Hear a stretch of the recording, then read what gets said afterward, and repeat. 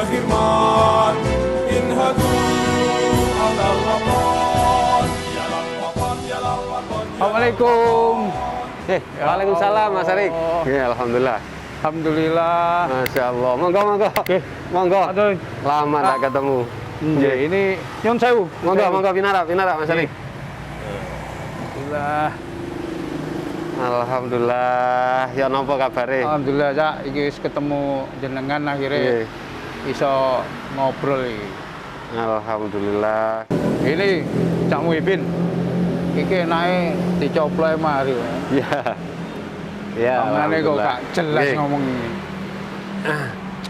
Nah, enak ngene. Ya. Alhamdulillah. Ini kesempatan ketemu Cak Muhyiddin ini dalam rangka saya ini setiap lewat daerah Jalan Pahlawan Bubutan ini selalu ngelirik kanan.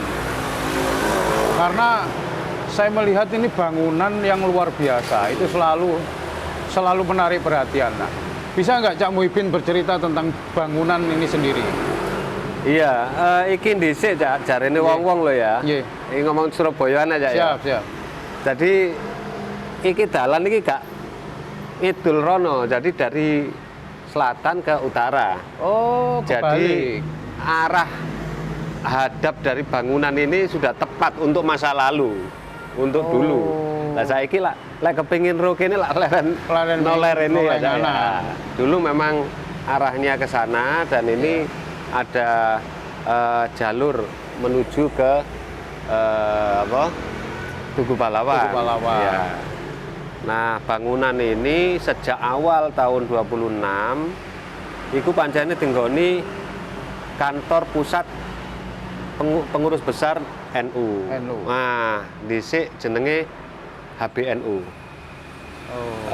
Singkatan dari bahasa Belanda Hoofdbestuur Nahdlatul Ulama. Ejaan lama. Jadi HBNU. Artinya kantor pusat Nahdlatul Ulama. Mulai 26 sampai tahun 56. Mana? Tahun 56 baru PBNU Ya. pindah ke Jakarta. Oh, dulunya di sini. Dulunya kantor pusat NU itu ya di sini. Oh, iya. Sedangkan Muhammadiyah yang lahir sebelumnya itu kantor pusatnya di Jogja. Jogja. Nah, NU di Surabaya, Muhammadiyah di Jogja. Baru tahun 56 PBNU pindah ke Jakarta. Oh, wow. Berarti memang dari dulu kantor ini memang kantornya NU ya?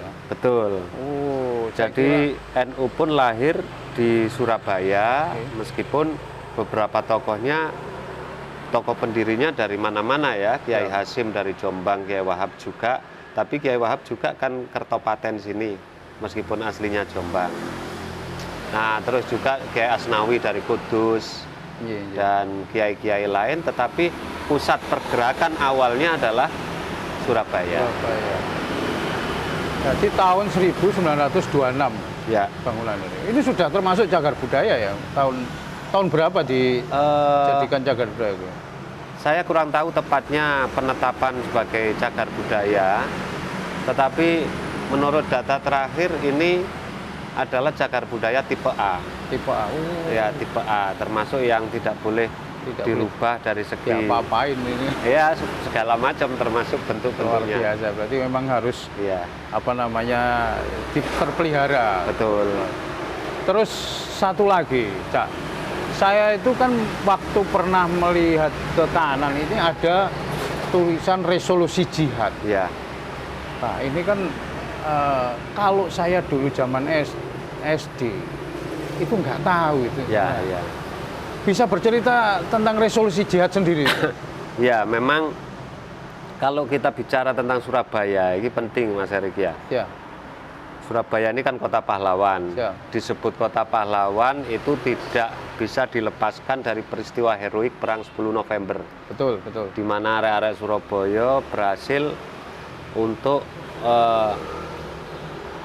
menyebabkan seorang jenderal perang namanya Malabi itu terbunuh. Itu prestasi dunia itu. Tidak pernah terjadi dalam peperangan internasional. Ya. Itu di Surabaya. Dan akhirnya kota ini disebut sebagai kota pahlawan.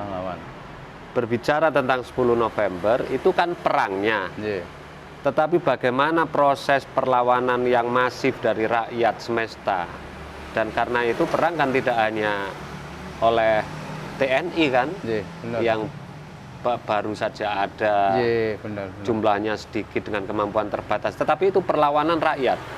Nah, siapa yang menggerakkan perlawanan itu sampai sedemikian masif dengan gelora yang luar biasa?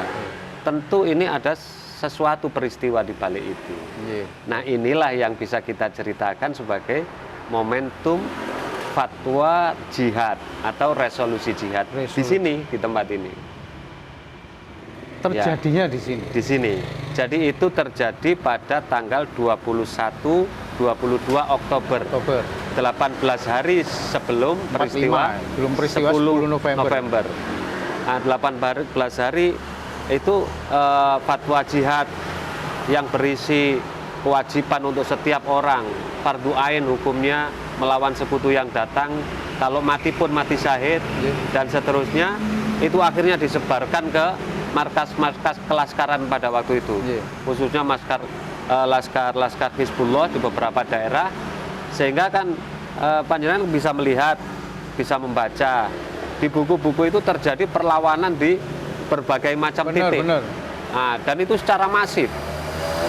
Dan itu tidak hanya di Surabaya, tetapi juga mulai Singosari, Tuban, Kediri, dan lain sebagainya. Semua bergerak ke Surabaya atas komando fatwa jihad tersebut. Itu kalau melihat, kalau fatwa itu jelas kiai yang memfatwakan. Betul. Berarti santri-santri NU saat itu Iya. langsung gerak semua gitu. Iya, betul. Jadi di dalam catatan sejarah itu betul bahwa santri-santri Kediri, santri-santri di Tuban, bahkan dari Buntet, Cirebon, ya kalau yang dari sini tentu banyak dari Sidogiri, dari Pasuruan, itu banyak kemari ke Surabaya ini untuk bersama-sama melawan sekutu secara fisik ya. Dan mereka diberikan bekal baik secara fisik maupun juga spiritual oleh kiainya masing-masing. Ini tentu tidak mengesampingkan mereka yang dari luar pesantren ya. Semua ini sama-sama berjuang. Tetapi perlawanan masif bisa kita catat itu digelorakan oleh satu fatwa jihad di Surabaya ini. Nah, ini saya ini akhirnya bertanya-tanya, kenapa saat saya SD dulu namanya resolusi jihad itu tidak pernah disinggung sama sekali di buku sejarah. Ya. Padahal itu awal dari pertempuran Surabaya, yang disebutkan cuma pertempuran Surabaya. Ya. Itu mungkin ada istilahnya pendapat dari Cak Muhyiddin. Iya, saya tahu roblas itu. kira itu Mas, bias politik ya. Sejarah itu kan ditulis dengan warna penguasa.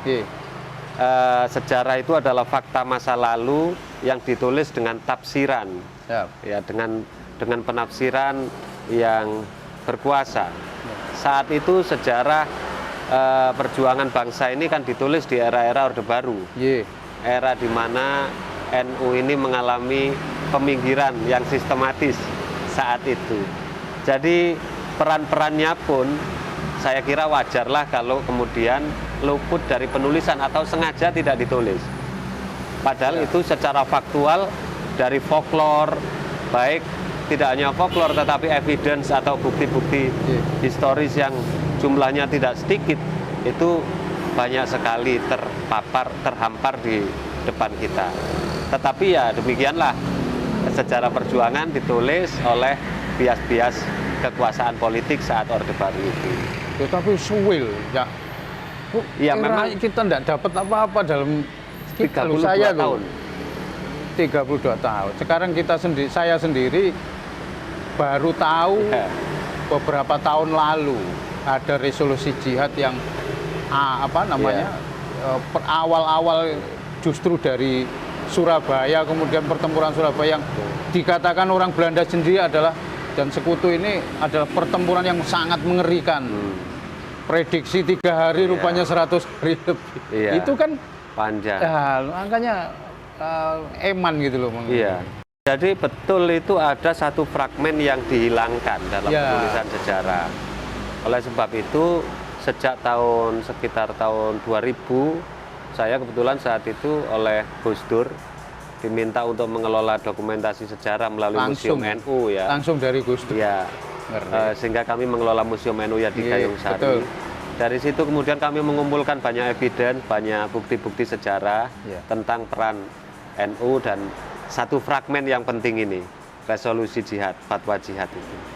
Akhirnya ketemu juga kami ke Belanda juga, ya untuk mencari Sampai gitu. itu. Kami ke perpustakaan yang di Melbourne. Pernah karena Batavia Indonesia ini kan pusat administrasinya pernah dipindahkan dari Batavia ke Brisbane. Ada satu saat sehingga dokumen-dokumennya banyak Di sana semua. Kami mendapatkan banyak fakta, bukti, termasuk pemberitaan koran-koran saat itu bahwa peristiwa itu ada dan faktual. Ya, yang namanya fatwa jihad di tempat ini. Itu tanggal 22 Oktober. 45. Resonansinya sampai ke Jogja, sampai ke tempat-tempat lain yang menimbulkan perlawanan yang Imbasnya masif. seperti itu. Betul. Ya. Ngeri. Ya. Jadi kalau kita bicara soal bagaimana fragmen itu hilang, ya tadi sangat politis. Saya kira Mas Arik bisa tahulah dulu kenapa sekolah-sekolah NU namanya tidak NU, ya. Namanya kan cukup Khadijah. Ya, Nah, itu ya. Tamiria, Mariam, tidak ada SMA NU gitu, nggak ada. Karena apa-apa yang berbau NU itu tidak baik untuk kesehatan pada zaman itu. Kesehatan, perlu vitamin. Ya. Tapi alhamdulillah masa berlalu, Iya. politik juga berubah, Alhamdulillah. dan akhirnya semua kita bisa sekarang duduk dalam satu tempat yang sejajar, Iya. bisa sharing tentang kebenaran sejarah, dan ya mudah-mudahan sejarah bangsa ini bisa diluruskan Amin, sedemikian amin. rupa. Amin. Ini merupakan angin segar sebenarnya, bahwa generasi sekarang itu sudah tahu bahwa resolusi jihad itu adalah awal dari pertempuran besar di Surabaya yang Betul. akhirnya menjadi kota pahlawan gitu. Betul. Terus ini, Cak, saya ini kan kalau melihat dengar kata-kata jihad, itu kan seringkali ada yang istilahnya membelokkan Ya, arti itu. Nah, saya bukan yang paham tentang itu, tapi saya yakin jihad itu adalah baik. Ya. Saya yakin karena itu adalah perintah. Karena ada fisabilillah, resolusi jihad fisabilillah. Nah, kalau menurut Cak Muhyiddin ini, kenapa sekarang ini kok jihad banyak yang berbelok, akhirnya timbul tindakan-tindakan teror di sana sini dengan mengatasnamakan jihad. Itu mungkin Ya. ada pendapat sendiri. Jadi ringkasnya itu adalah pembajakan terma jihad untuk kepentingan politik dan ideologi tertentu, yaitu ideologi radikal yang menggunakan cara-cara teror untuk memperjuangkan kepentingan politiknya. Mereka menggunakan terma jihad karena dengan itu diharapkan mampu mampu menggerakkan atau merekrut kekuatan pemuda-pemuda Islam ini untuk bersama-sama mereka dengan alibi jihad fisabilillah. Padahal sesungguhnya sama sekali tidak. Itu beda dengan penggunaan kalimat resolusi jihad pada saat 45 itu. Beda ya. Nah, itu jelas bahwa jihad dimaksud adalah melawan kezaliman yang dilakukan oleh kelompok penjajah tentu saja, yang kemudian kembali dengan membonceng sekutu. Itu yang membuat bangsa ini tertindas, bangsa ini menjadi tidak terhormat, hina, dan itulah yang kemudian melahirkan satu seruan namanya resolusi jihad. Kalau mati pun mati syahid, sebab yang dibela adalah kebenaran, yang dibela adalah kemerdekaan, nasib bangsa ini. Tetapi kalau seperti bom bunuh diri yang di atas namakan jihad dengan alasan melawan hegemoni Barat atau orang-orang Nasrani, itu sama sekali satu penggunaan jihad yang salah, dan itu saya kira disengaja oleh orang-orang tertentu yang ingin menyesatkan umat Islam. Ya Allah, ya semoga Ya. kita dijauhkan dari itu semua. Iya. Saya Amin, ini luar biasa bisa diskusi nih, mengingat kesibukan Cak Muhyiddin ini tidak bisa, Enggak. istilahnya biasa gak ya. bisa dicekel. Nggih.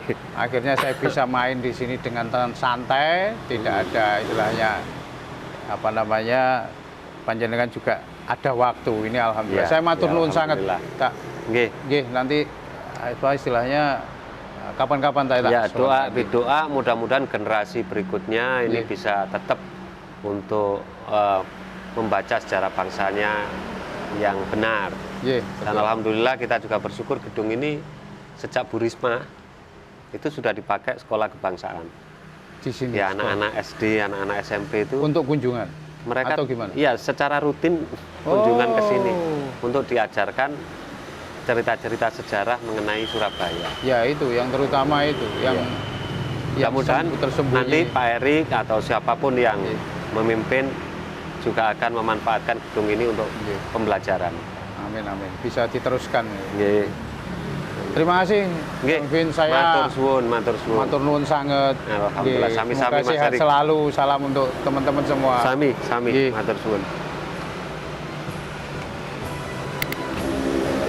Bareng-bareng. Assalamualaikum. Nggih. Waalaikumsalam. Sangga hati wahai tanah airku, cintamu dalam imanku, jangan halangkan nasibmu